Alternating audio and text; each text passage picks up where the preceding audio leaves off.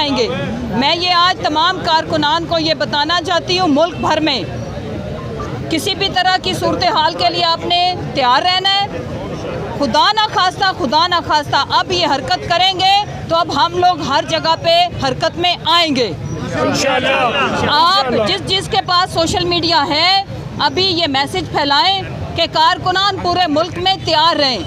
बस बहुत हो गया।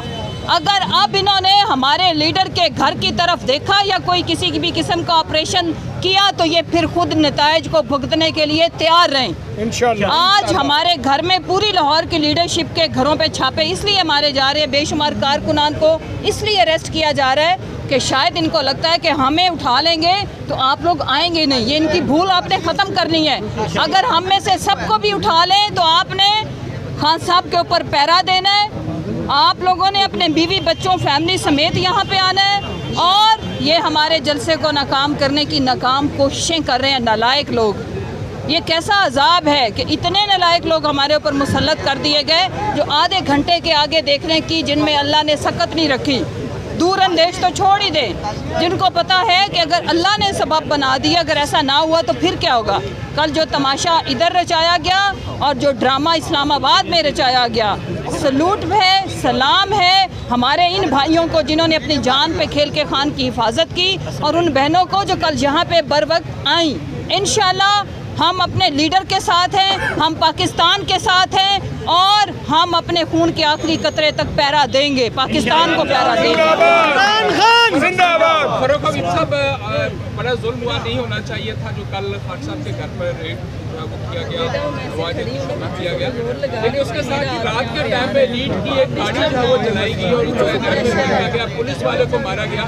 क्या उसके मुल्ज़िमान आप पेश करेंगे? देखिए आज ये है कैसा एक्ट कैसा आपके कारकुनों की तरफ से? हम किसी किस्म के वायलेंस के साथ नहीं हैं, हम किसी किस्म के तशद्दुद के साथ नहीं हैं और हमारी ये भी इतलात हैं कि यहाँ पर ये जो फाशिस्ट हुकूमत है वो ऐसे लोगों को शामिल कर रही है जिनके ज़रिए वो दंगा फसाद करवाना चाहते हैं। और हमारी ये भी इतलात हैं कि ये पूरे मुल्क के अंदर इंतखाबात को मुलतवी करवाने के लिए ऐसा माहौल बनाना चाहते हैं जहाँ पर ये लोगों जो दहशत गर्दी की बुनियाद के ऊपर पाबंदी लगी हुई है उनके साथ इसका ताल्लुक़ है। उसके अलावा ये कालादम का शोर जो इन्होंने डाला हुआ है, इनको ये फिक्र है कि इंतखाबात ना हो, इंतखाबी मैदान में इमरान खान का मुकाबला ना करना पड़े। इसी तरह जो है वो टेक्निकल ग्राउंड्स के ऊपर इमरान खान को मैदान से बाहर किया जाए। तो मैं ये कहना चाहता हूँ कि ये खौफज़दा इस वजह से हुए हैं कि इंतखाबात में अवाम इनको अपने वोट से कालादम करार देने जा रहे हैं। सवाल है पहला ये कि अभी कुछ दिन पहले इजाज़ुल अंदर आए थे, क्या उन्होंने बाकायदा तौर पर पीटीआई में शमूलियत का ऐलान कर दिया? इस बात की तस्दीक कर रहे थे इजाज़ुल साहब बाकायदा तौर पर जो मुस्लिम लीग ज़िया है उसको उन्होंने पीटीआई में ज़म कर दिया है और वो बाकायदा तौर पर अभी उनकी इमरान खान साहब से मुलाकात हुई है और उन्होंने पीटीआई में शमूलियत का ऐलान कर दिया है और उसकी अभी तस्वीरें भी आपको जारी कर दी। अच्छा एक और सवाल है कि जिस तरह कल पुलिस ने ऑपरेशन किया सर्च वारंट के बुनियाद पर कि यहाँ पर दहशतगर्द है, यहाँ पर उन्होंने असला छुपाया हुआ है और अब दोबारा इतलात ये है कि पुलिस उन्हीं ग्राउंड्स पर कि जिस तरह से दोबारा यहाँ पर लोग आ गए हैं उनको ये डाउट है कि अंदर यहाँ पर दोबारा से असला है, दोबारा दहशतगर्द आके छुप चुके हैं। तो क्या अगर वो ऑपरेशन करने जा रहे हैं तो अब आपकी हिकमत क्या होगी? हमने तो बताया हम तो जा रहे हैं हाई कोर्ट में पिटीशन लेके जा रहे हैं। ना आप मासूम है ना मैं मासूम हूँ। आप पंजाब पुलिस को भी जानते हैं, उनके हथकंडों को भी जानते हैं। इनके बारे में तो लतीफ़ा मशहूर है कि अगर पूरी दुनिया में अगर कोई चोर ना माने तो इनको भेज दो, ये जाकर हाथी को भी मार मार के मना लेंगे कि उसने चोरी की है। ये इस किस्म की पुलिस है। ये अवाम को क्यों अपने खिलाफ अवाम के जज्बात को कर रहे हैं? ये खुद आग के साथ खेल रहे हैं। सर जो कुछ हो रहा है ज़मान पार्क में, ये मुल्की हालात किस साइड पे जा रहे हैं, क्या कहेंगे? ज़मान पार्क तो अमन चाहता है, ज़मान पार्क तो मुल्क में इस्तेहकाम चाहता है, फौरी इंतखाबात चाहते हैं। इमरान खान साहब को ये लेकिन लंदन प्लान के ज़रिए रास्ते से हटाना चाहते हैं। अच्छा, जो कुछ हो रहा है उस लंदन प्लान के तहत हो।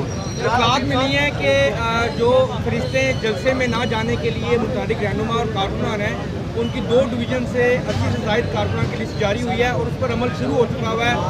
नादराबाद में भी एडवोकेट उमर तालिब को जो है वो लेकर छापा मारा गया है, इस पर क्या कहेंगे? फिर मुझे आप ये बताएं कि ये निगरान हुकूमत है?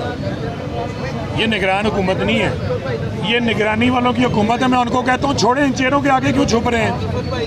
आप खुद ही आ जाएं ना, खुद सामने आ जाएं, हमें भी पता हो ना, आवाम को भी पता हो। वैसे तो जो नामालूम है अब सबको मालूम है। ये भी इतलात है कि शायद 10 से 20 अप्रैल के दरमियान कौमी असम्बली तहलील कर दी जाए। मकसद यह है कि मुल्क में एक साथ इंतखाबात, अगर कोई ऐसी तजवीज़ आती है तो 20 अप्रैल के इंतखाबात का क्या बनेगा, सुप्रीम कोर्ट के अहकामात का क्या बनेगा? अच्छा है अगर ये असम्बली तहलील कर दें, क्योंकि आवाम को तो 2 वक्त की रोटी नहीं मिल रही है, असम्बली बोझ बनी हुई है।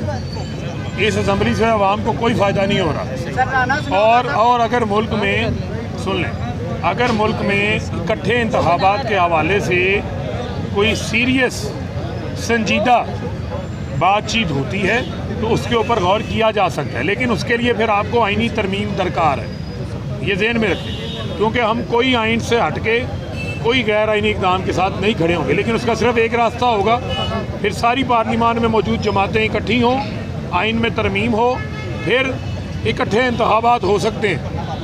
यही एक ऐसा रास्ता है जिससे मुल्क को अदम इस्तेहकाम से बचाया जा सकता है। और मैं ये बार बार कह रहा हूँ कि होश के नाखून लें। बहुत शुक्रिया।